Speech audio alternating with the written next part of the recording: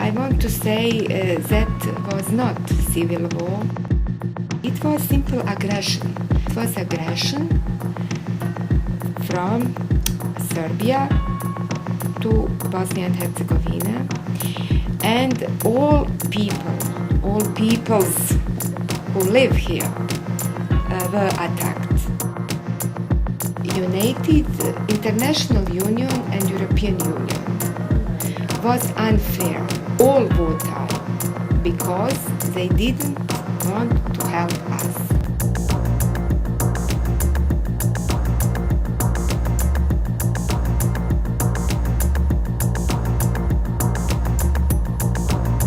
During the month of March in '92, we still had normal telephone conversations, and there were hints that something was stirring, but really we were in denial.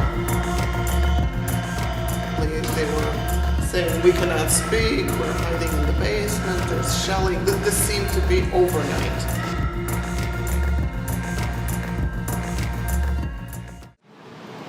I'm Tara Lewis, and I'm here in Bosnia's city of Sarajevo.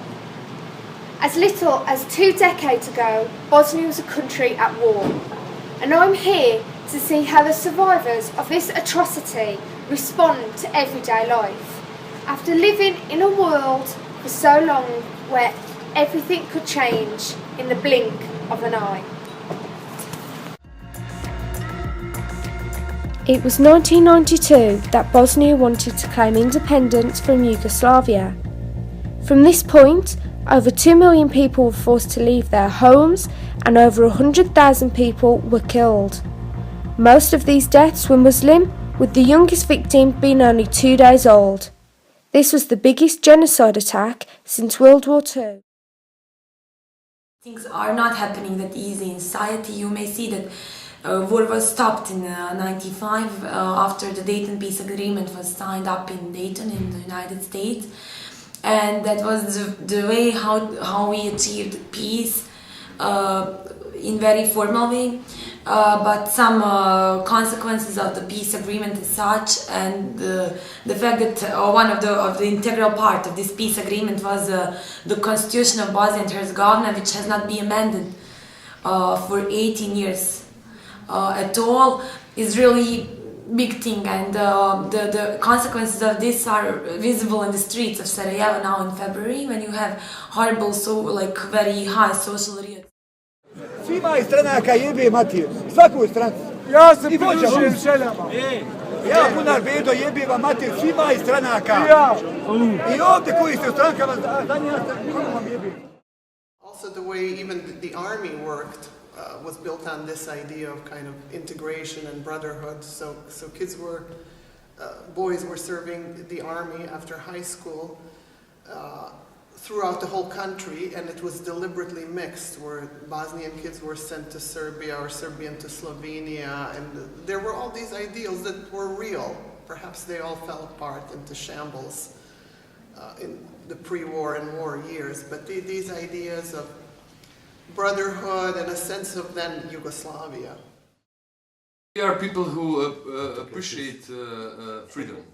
Freedom of traveling, freedom of movement. We believe in this country. And we believe that this country has something to show, to give to other people. So. Graffiti in this context is not only sharing messages or art, but it's also it has a social meaning, and I think we have to use graffiti as a social meaning to develop the city in a social way. So as life in Bosnia was made so tough, how has the country moved forward, or have they? We are improving international flights, for example, at the airport, but also in city scale they are improving, or they are making new buildings, especially a lot of shopping malls. Also, the infrastructure is falling apart. We have a lot of problems. Our streets, old buildings, old facades, We have a problem also with stray dogs. It's a really big problem because we're adopting some laws that we're not prepared to implement. Who is in charge of what part of the infrastructure?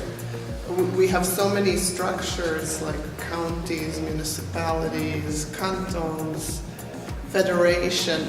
This is why we're having these protests as well.